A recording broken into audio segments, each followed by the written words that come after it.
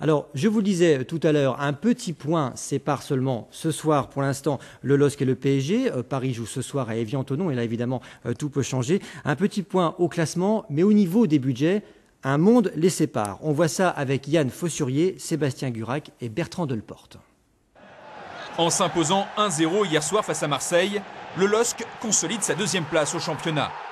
Mieux, les Dogs parviennent à suivre le rythme d'enfer imposé par le leader de la Ligue 1, le Paris Saint-Germain, et sa kyrielle de stars. Seul un petit point les sépare pour le moment au classement. Mais le LOSC peut-il réellement menacer l'ogre parisien?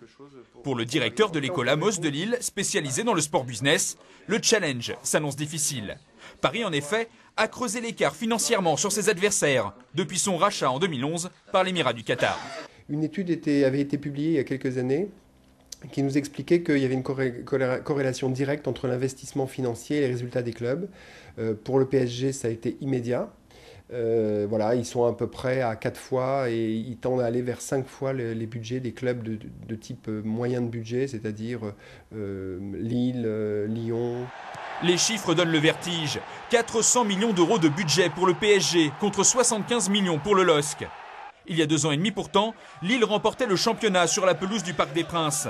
Mais depuis, le club nordiste a dû vendre la plupart de ses joueurs pour équilibrer ses comptes. Dans le même temps, Paris a recruté des stars internationales comme Zlatan Ibrahimovic ou Edinson Cavani. L'été dernier, le PSG a encore dépensé 100 millions d'euros sur le marché des transferts. Le LOSC, seulement 3 millions.